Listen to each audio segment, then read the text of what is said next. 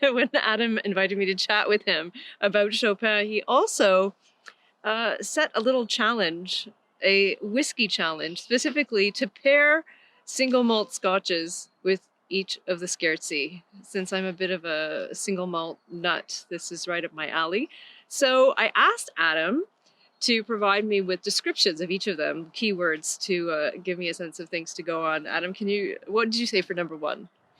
I think I said dark colors, harrowing,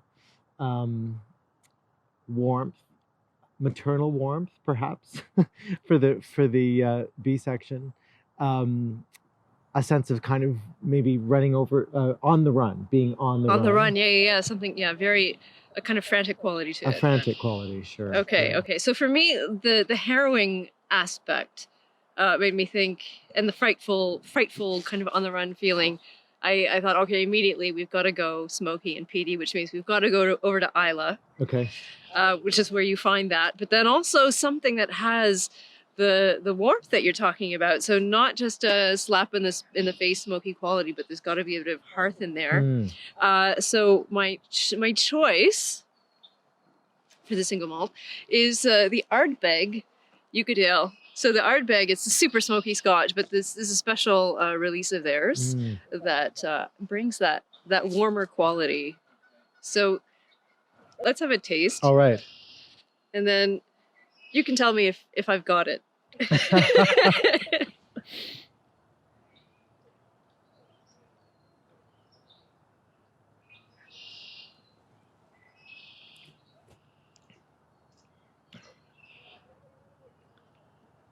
Wow. Yes, I think you have got it perfect. It's wonderful. It's got such and it shifts so beautifully.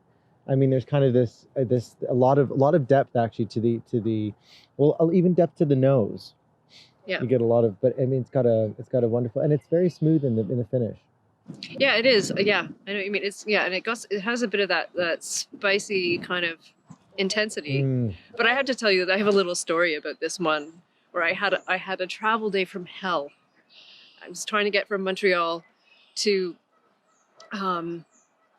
Milwaukee, and it took the most insane amount of time with the most horrible airplane cancellations, changing routes, everything just took forever.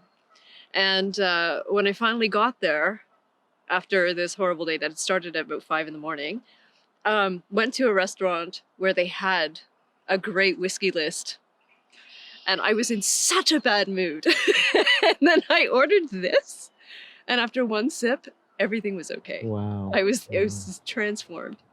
That's wonderful. And thank you for bringing this bottle. I mean, it's so it's a special cast. Well, it's not. It's one that it's the normal one you can get, but their flagship is their 10-year-old. Okay.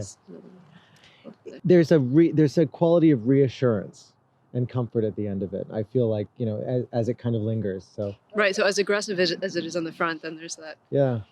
Quality. Wonderful. Perfect. Thank you. Cheers.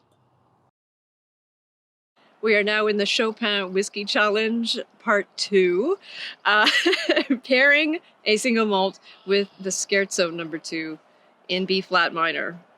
And Adam provided me with keywords to give me something to go on. He said dark colors. He said large vistas, waltz or memory of a waltz, lullaby, courtship, and old age. This one, it was so obvious to me which one should go with the Scherzo No.2, and it is it's away from Islay now. No more smoky peaty stuff. Over to the Highlands, where life and the landscape is a little less rough, but specifically to Speyside, which is the most populous in terms of distilleries, and it's a single malt from the ABERLOUR distillery. It's called the Abuna.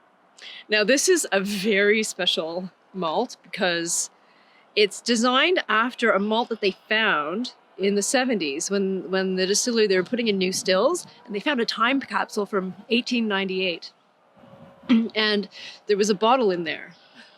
And so this isn't exactly like that, but it's inspired by the bottle that they found in the time capsule. So there's your old age. You got your dark colors here. Large vistas, well, this is a very, very, very, very deep tasting single malt. Okay. So now let's have a nose and a taste, and you tell me if I've hit it again. Very exciting. It's a beautiful, beautiful color.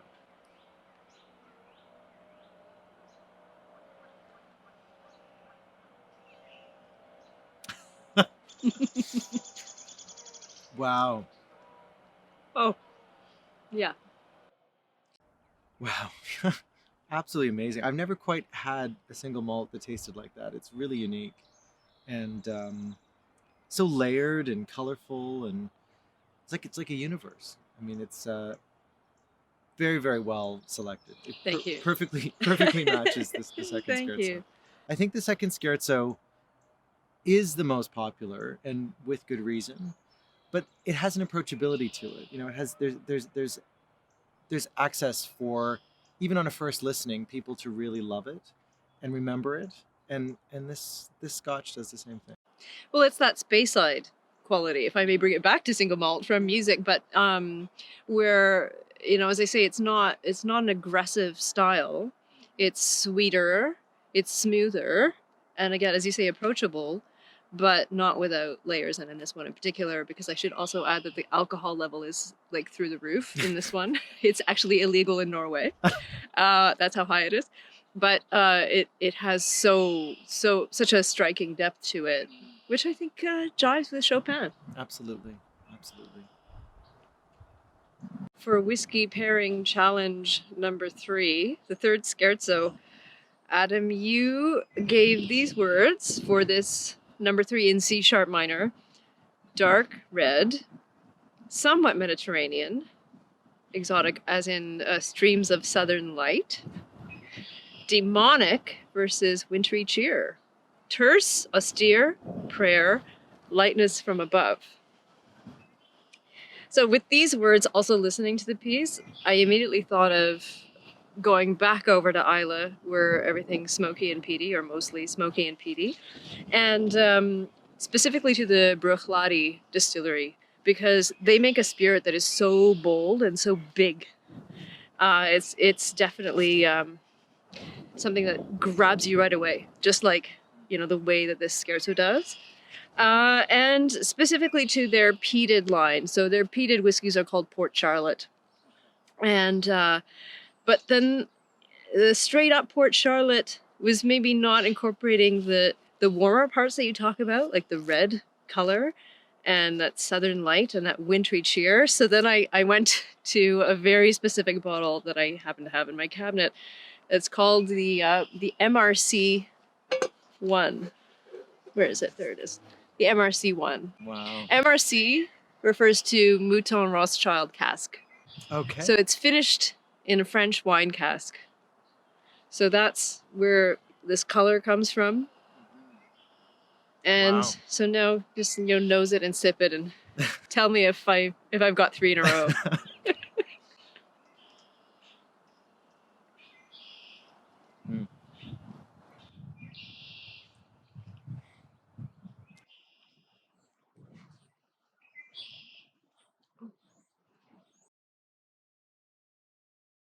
Yes, absolutely. Well done. Yeah, it's bang on. It's got a fire to it, but then it kind of warms up and it mellows out in a lovely, and maybe in that wintry yet kind of cheerful way.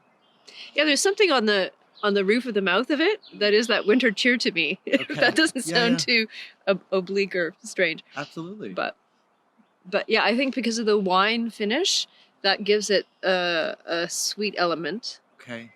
But then, rather than if it was just aged in the usual like ex-bourbon cask or even a sherry cask, but that wine, can you taste it? It's just lingering there at the end. Yeah, and it kind of mellows things slightly, or does it just take a little edge off? I think so, or it adds another veneer. I don't know. Maybe it also gives that Mediterranean thing we're after. I think you could be right about that. I mean, a grape in the Mediterranean is an obvious connection, but yeah, there's something about what sun does to grapes in that part of the world, and maybe that's making its way into this too. True. Very good. And this famously difficult coda for Scherzo No.3 reminds me of this whiskey. It's got lots of texture and sort of something granular and yet very, very fiery about it. Absolutely like the coda of Scherzo No.3. Now we are on to the last installment of our Chopin and single malt pairing challenge. Adam provided me with the following words regarding the Scherzo No.4: deft and light-footed, glimpses of Mendelssohn, humor and capriciousness, spring-like buoyancy, green, blue, yellow, fragrance and blossom, doleful gondolier song. So for this, I felt again that we needed to cross Scotland away from Islay and back again to the Highlands, where the landscape and the whiskey are both smoother. And in taking in these descriptors and the music, two distilleries came to mind. And for this, it bears discussing a little bit about the effect that stills have on the nature of a whiskey. So the stills, that's the vessel through which they distill the beer that they make into the spirit. And the length, the height of the still has a huge impact, because the longer the neck is, the lighter the alcohols are that actually make it all the way up to the top and get back down and become the spirit. So I know Glenmorangie is a distillery that has very, very tall stills. I think Glengoynes also are pretty tall. I think Glenmorangie is at the tallest. Anyway, so what I've chosen are two, Glenmorangie original and the Glengoyne 10. And I'm leaving it for Adam to decide which one best fits the Scherzo No.4. So why don't we start with the Glengoyne? Okay. Love.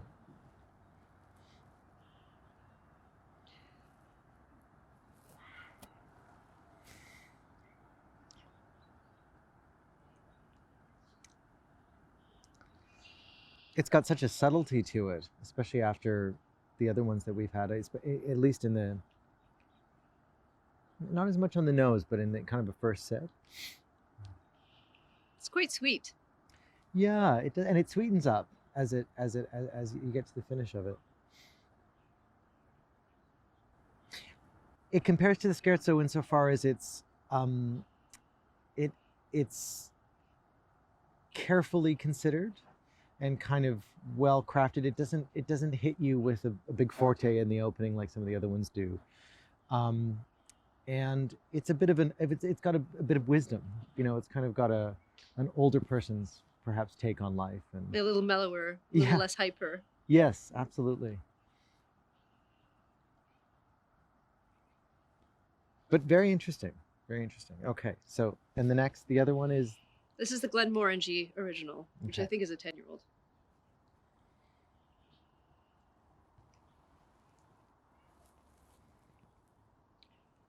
And they're similar in color, which is interesting. Mm-hmm. Oh. Must make a bit of a difference which one follows which, right? I mean, you kind of have the lingering. Would you say there's a bit more peat involved in the? No, I think that's just a little water in our glasses from that one. That opens it up a bit. It opens it more. But it does seem to have a brighter note in it. Mm. And I was thinking I should find one that has a touch of a citrus vibe in it to go with the Scherzo. Uh-huh. Because of that kind of verdant quality. Yeah. And the greenery. I would say the sun of Scherzo No.4 is not the sun of summer. No. It's definitely a kind of a springtide profile. I have to go with the Glengoyne. Ah, okay. How does it win over the Glenmorangie? Strictly for the purposes of matching with the Scherzo, not the quality of the spirit. I think they both have their qualities. I would say, I mean, if we really wanted to categorize each, that the Glenmorangie is probably more suited to the B section. Okay, so maybe we need to. Maybe we really do. For this one. That was very astute of you to, I think, because there's such subtlety in the A section of Scherzo 4, and there's less subtlety in the B section, even though it's very beautiful and and carefully wrought, but it's kind of a personal utterance from Chopin, one of his last in that kind of mode. And the A section is a little bit brighter and bubblier and but yet subtle, and is hard to kind of grasp, which I get more out of I get more from the Glengoyne than I do from the Glenmorangie. Interesting. Well, this has been a fun experiment. Thank you for the challenge. Thank you. And I hope you found this as entertaining as we did. Well, this has been a lovely afternoon to spend with you in this beautiful environment, talking about beautiful things. Thank you so much, Adam. And there you go, Chopin and Chopin in the form of whiskey.